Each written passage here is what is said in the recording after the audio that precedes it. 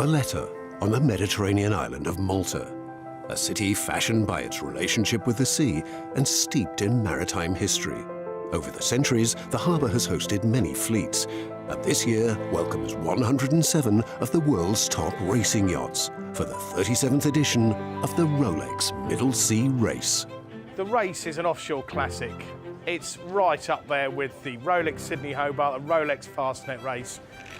It really is one of the best offshore races in the world.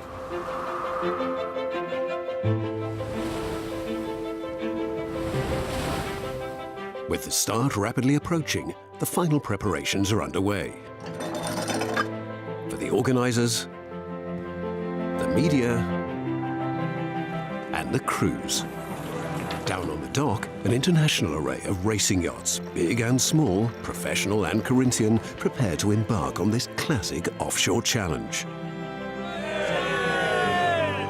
Amongst the contenders for the overall winner's title are the local favourites Arti and 2015 runners-up Mascalzone Latino, last year beaten by just 8 seconds on corrected time, and this year with a score to settle.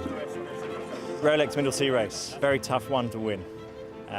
We're racing in the Mediterranean in October, starting and finishing in Malta and sailing around Sicily. 600-mile race, could be won by small boats, big boats, just depends on who keeps going and what happens with the weather towards the latter part of the race. The race has a reputation for being particularly challenging, navigating around erupting volcanoes, dodging inescapable wind holes, and dealing with boat-breaking squalls. It can be a minefield of pitfalls. And it's not just the sailors who need to be on their game, but the media following the race too. It's a real tricky race to photograph. The boats set out from Valletta and up through the Straits of Messina, round Stromboli, down to Favignana, round Lampedusa, and back to Malta. And as a photographer, you sort of need to, get yourself in the right place at the right time and, get them in the action where you'd like them to be. So that's the biggest challenge that we face. But before that, we've got a small matter of the race start. And so to one of the most colourful and iconic sights in sailing, the start of the Rolex Middle Sea Race. The small yachts get underway first and jostle for position in the light winds of Valletta's spectacular Grand Harbour. Lining the ramparts, enthusiastic crowds enjoy the spectacle as the medium-sized yachts start. And surprisingly, the first Maltese yacht to lead the fleet out of the harbour is Unica, a 40-foot yacht sailing double-handed for the very first time, crewed by John Coquilla and owner Jamie Samet. We're going to try and push to do well, but priority is to finish the race. And then for the Maltese photographer Kurt Arrigo, the chance to photograph the biggest and fastest yachts in the race, all vying to be the first home. 88-foot Rambler, the biggest yacht in the race and line honours favourite. And a Gear, an ultra-modern 82-foot Maxi making her first appearance here and determined to make an early impression with the most daring of starts. 3 seconds to burn. The Maxi comes barrelling in on the pin end of the line, forcing her right away and putting the cat amongst the pigeons. A bullish manoeuvre from American skipper Clark Murphy as they make their intentions clear right from the start and throw down the gauntlet to Rambler. So this is the first Middle Sea race for me and for some of the people in the crew. We were very pumped up about it. It's almost a sprint in 3 days. And that's a tiring sprint, but that's what's exciting about it. After their audacious start, a Gear leads the big boat fleet out of the harbour, leaving Rambler trailing in their wake. But in their efforts to press their early advantage, disaster strikes. They push too hard and rip one of their key sails, a major setback. Okay, so coming straight into a bit of drama, unfortunately. Our code 0 has broken right across the seam. Just had to take it down, put up the headsail quickly to keep ourselves going, and then put up our A5. We're going to need that code 0 this race. It is a bit of a problem, but hopefully this A5 now is going to be our new code 0. Keeping a cool head in a crisis is one of the attributes that Mike Broughton brings to Clark Murphy's team as onboard navigator. But having sailed this race 8 times before, he's also highly experienced and ultra-competitive. A race like this, is full on, straight from the prep signal. We're straight into it. I don't really understand racing for fun. When you go racing, you go give it all you've got, and that's all the level we do it. And sometimes when you're making tactical decisions, you get a little bit wrong. You've got to think about what went wrong there and make it right. If you think it's easy and it's all going to go straight forward, then you're missing something. A bit like playing poker. If you don't know what's going on, then you're about to go down. It's enjoyable, but it's racing, and we're pushing it as hard as we can. Agir is a racer cruiser, and realistically, it'll be hard to beat a thoroughbred racer, especially a super-fast carbon-built yacht like Rambler. If Rambler miss a beat somewhere, we've always got a chance in terms of taking class. There's a lot of other bigger boats that's going to making it difficult as well. The result's up to the gods, as it were. As the fleet continues to race hard towards Sicily, the crews have the prospect of a long and arduous night ahead. And so too for photographer Kurt Arrigo. His task is to get ahead of the fleet so that he can photograph them at dawn the next morning, a journey that will take him by plane from Malta to Sicily, and then by car to the top of the Messina Strait, a key location for the yachts on the racecourse. For everyone, the exhaustion is starting to tell. And at 3 in the morning, Kurt finally arrives at his hotel. Through the night, the fleet beat a course across the Mediterranean, and by dawn, the leaders find themselves working their way up towards the Strait of Messina. Rambler has a narrow lead, but snapping at her heels are the chasing pack, while Joe, Trifork, Mascalzone Latino, and Agir. By dawn, they have successfully reined in Rambler and are now back challenging for the lead. So sunrise, after about 20 hours in the race, we are literally in the Straits of Messina. As we come in, one of the more interesting places in the world to sail through. Very tight, jibing with about 6 other boats. We're at the front of the fleet, which is good news. We caught up to some of the other ones in the middle of the night. It's a little bit tight in here, but great fun. Meanwhile, at the hotel, after just 3 hours of sleep, Kurt is also up and discussing the plan for the morning with helicopter videographer Adam Brown. There is a threatening storm front blowing in, which will scupper plans to capture any sunrise shots. The plan so far, it doesn't look exactly like it's going to be a good morning. Looks a bit of cloudy, possible a bit of rain. The front part of the fleet will possibly get to Stromboli, which will be about 2 o'clock in the afternoon. It's a bit of breeze, nice light, get a money shot. But as the team take to the air in the helicopter, the storm front is not just proving problematic for them, but for the fleet too. As they exit the sheltered strait, vicious squalls ambush the lead boats, catching Agir off guard and tearing through their spinnaker. The loss of a second sail is a major setback, and it now gives them a mountain to climb if they're going to win the race. We came out of the top of the Straits of Messina. Lots are happening. As we jibed round, we had a trough line come bear down us, which is ready to cause something more rain, more wind than we expected. And unfortunately, the spinnaker's ripped and we had to get it down. The loss of the spinnaker is a bit of a hit. We lose a vital weapon in our armoury, unfortunately. So that's not great. Ahead, as Rambler approaches Stromboli, Kurt's meticulous planning pays dividends. He's in the right place at exactly the right time to capture the leaders rounding the volcano and photograph the most iconic moments in the race. There's somebody up the mast, which is nice, and we can get close, looking backwards, looking to that patch, looking this way. That's kind of nice, with a bit more interesting with the cloud. And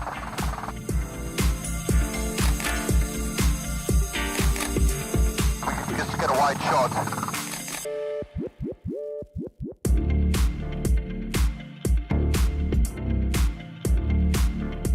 And there's some activity on the bow as well, on the... With a great set of shots in the can, it's mission accomplished. Back on board Agir, despite losing time, spirits are high. And as Clark Murphy revels in his very first Stromboli rounding, at the same time he and the crew are fixed on fighting their way back into this race. And then comes exactly the opportunity they've been waiting for. Up ahead, Rambler runs into trouble. one of the race's notorious wind holes ensnares both the leader and second-place Trifork, forcing them to park up and allowing the chasing pack to close the gap. Ready to take advantage, both Aguirre and the Anglo-Italian crewed Mascalzone Latino. This Cookson 50, giving away more than 30 feet in length to Aguirre, is sailing a fantastic race and remarkably is keeping up with the biggest of the yachts. We're way ahead of schedule. We are still surrounded by big boats. We've got Aguirre just behind us. We've got the Wild Joe and the Volvo 70 and Caro just on our windward side. So we're mixing it with the big boys, but quite honestly, the weather is doing its own thing. Mascalzone's faultless performance in the race makes them one of the lead contenders for the overall winner's title, a feat they came agonizingly close to achieving last year. Winning the Middle Sea Race is extraordinarily hard, and you have to have a bunch of things go your way. And last year we almost got there. We got within 7 seconds of our competitor B2. Coming into this year, doing the race again, you feel like, oh, we almost won it last year, but we deserve to win it this year. But it's a blank sheet of paper, and you have to start from scratch, and we have to sail extraordinarily well again. We have to get everything right. We got right last year, and put ourselves in contention. And that's all we can do, and that's all we can hope for. Feels like a little bit of unfinished business. We'd lovely to do it again with this group of guys, you know, the same boat, same group of guys, and just push it over the line this time and take it home. As the clouds lift over Stromboli, the smaller boats in the fleet round the volcano in near perfect conditions. Among them, Mascalzone's closest rival Arti, who's also battling it out for the overall winner's title. The Maltese 40-foot entry is the most successful yacht in the last 10 years of the race's history, having won the title twice and now challenging for her third victory. And behind them, another Maltese success story. Unica, the Solaris 42 sailed by John Coquilla and Jamie Samot that had such a great start, is still sailing beautifully and leading the double-handed class. Construction boss Jamie Samot was only introduced to yacht racing after winning the contract to build the new Royal Malta Yacht Club. It was a fortunate coincidence that ignited a newfound passion for the sport. The work that we do is very precise, and craftsmanship have to be top-notch, or else it's no good. So in my day-to-day life, I'm normally very much in control, yes. Going out at sea is like, it's my relaxing side. It's when I'm sailing, it's totally different. I'm super stressed at work, and I'm super relaxed at sea. Doing this two-handed was always on my bucket list. Preparing the boat is so different. You have to do like single-line reefing, we've got jib on hanks, and you know that it's going to be tough staying awake most of the night. I'm doing it with John Coquilla, sailmaker. He's a brilliant guy. We did thousands of miles together now. I get along with him very, very, very well. And I hope we'll be better friends than we are before the race.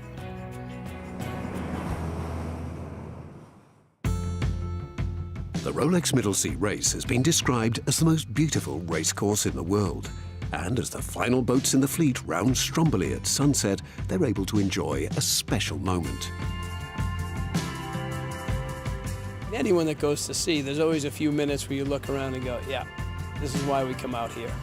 You turn your phone off, you turn your computer off to get away from normal life. It is spectacular, and it can be very, very humbling. You're just dealing with Mother Nature. At the end, you don't want it to finish. It does give a lot of people time to reflect on what's important in life and just actually in the enjoyment of living. Day 3, and the leading yachts have now navigated along the northern coast of Sicily and rounded Favignana as they head south for the first time in the race. George David's Rambler has opened up a comfortable lead and is setting the pace. And unless they can be caught, the all-carbon Maxi is now on course for taking monohull line honours for the second year in succession. Behind, Aguirre is pushing hard to catch them, but the loss of 2 key sails has thwarted their attempt to effectively challenge for the lead, and they've slipped to 7th place. However, for skipper Clark Murphy, the race is as much about the sharing of a long-term personal dream with friends as it is about winning. For 20 years, I've wanted to be here. The guys that we're sailing with, most of them have done it before, a couple of us haven't, so we're kind of putting the band together for one of the great races. I also sail with my 4 teenage children. My son Liam's on the race with us, so there's another experience of being together on a race. And you can't deny the camaraderie of having 15 people going at it. We sail well, we laugh hard, we compete hard, and you come out having a great time, and we do well. Back in Valletta, Maserati, the all-new 70-foot trimaran, crosses the line to take multi-hull line honours, as the weather conditions change for the monohulls still out at sea. So what we've got here is a transition zone that has appeared basically with 2 winds colliding and causing a windless area around Favignana. And the leading boats in the smaller boat pack behind, look at Artie right up there. Amazing for a 40-footer, and you know, they've won the race twice before, and they're really in a good position, pushing really hard. And you've got to look at Mascalzone Latino as well, leading that pack of the big boats coming down the west coast of Sicily. These 2 boats could be vying for the overall win in the Rolex Middle Sea Race. With Mascalzone now finding a strong breeze, they're in good shape. Currently with 3rd monohull on the water, which is pretty good for a little 50-footer. We've got Rambler obviously in front and one of the Volvo 70s, but we've gone well. We've managed to hold the 60-footer Wild Joe behind us, and you know, we're just counting down the miles, looking after the gear to make sure that we keep racing the boat to the end. However, no such good fortune for Artie. As they negotiate the transition zone off Favignana, like many others, they become trapped in a windless hull that refuses to release them. And Unica, although leading the double-handed class, is also finding the slow going frustrating. We had a very rough night trying to save the shifts, and we gained some positions. And let's hope that tonight we'll have the beat that's promised to try and keep up our lead. And sure enough, as the sun goes down, the wind does fill in, giving the smaller boats a much-needed boost.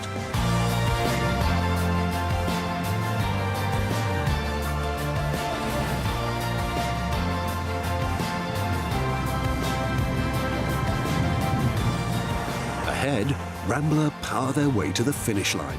Having successfully fought off challenges from both Trifork and Wild Joe, they take the line honours title in a time of 2 days, 14 hours and 3 minutes. No race record, but regardless, a rewarding victory. This is the most beautiful race course in the world. I've said that before, and that's a fact. I mean, those volcanic islands on a clear day, spectacular. It's part of the joy of sailing is to have a good group of people to do it with. Through the night, Aguirre sails a great final leg, sailing eastward now back towards Malta and moving up the leaderboard as they close in on the finish. By mid-afternoon the next day, they finally reel in Mascalzone Latino as they approach Valletta. So the last little bit of a race which has been really exciting and demanding, challenging and difficult at times, but also a lot of fun. Despite the setback of losing 2 of their key racing sails, they finish 4th across the line. A fine first effort for Clark Murphy and his crew. This race I've heard about for 20 years, and it surpasses expectations. Volcanoes, driving through the Straits of Messina at dawn. You know, we parked, we took off, we parked, we caught people, we lost them. It's everything you've heard about. It's a great race, and to do it with my son was great fun. Sailing with the family is always a blast, and we have fun sailing together. And finishing just 23 minutes behind, having sailed a superb race, the Italian 50-foot yacht Mascalzone Latino. They managed to stay with the big boats from start to finish, and in so doing lead the race for the overall winner's title. Setting a race time which, once corrected on IRC handicap, will be hard to beat. It's been an amazing race. It's been really, really amazing. Guys have worked incredibly hard and sailed the boat really well. And You know, as a team, I think we've done a great job. But now we've got the incredibly frustrating bit, you know, hoping and praying that it was enough, because, you know, I've done all the maths and I've started to look at it and I've got like a good feeling about it, but I've had a good feeling about it before and it hasn't worked out. So I'm trying to keep my emotions in check for another 22 hours or whatever it is, and then we'll know. We'll know soon enough. Despite Artie's battle right to the finish, the fickle wind proves their downfall and they're simply unable to better Mascalzone Latino's corrected time. We're doing really, really well, and last night it just went the other way for us. Stopped without wind. Got stuck in a hole, and the rest is history, I suppose. As the breeze fades away out at sea, so do other potential challenges like teasing machine and foggy dew. And whilst a number of yachts are still racing, none of them are now able to mathematically better the Italians' corrected time. And so, Mascalzone Latino are announced as the overall winners of the Rolex Middle Sea Race. For the small and double-handed yachts in the fleet, it has been a long race. Unica crossed the finish line exhausted, but their race time of 4 days and 15 hours is good enough to hand the Maltese duo victory in the double-handed class, beating 9 other yachts along the way. We're very happy we're here. We might come first, but the most important thing was to do the race and finish it. That was the best experience because it was amazing. It was just an amazing race. And for photographer Kurt Arrigo, who returns with some great photos, the race has also proved a successful one. Yeah, it's been a great race. As always, it's been challenging, exciting, but despite all that, we had some really, really good conditions. To be honest, I think this one is probably one of my favorites. It really sums up the whole race. And there's just one final last thing that I need to cover, which is the prize giving of the Rolex Middle Sea Race. And the Rolex Middle Sea Race trophy goes to Mascalzone Latino and Vincenzo Onorato. Well done. And so the prize is collected by navigator Ian Moore and owner Vincenzo Onorato, who is disappointed not to have been on board for this memorable victory. Sono molto dispiaciuto, ma preoccupato anche di non essere stato a bordo, perché quando ritorneremo l'anno prossimo, se nel caso non faremo un buon risultato, la colpa non può che essere che mia.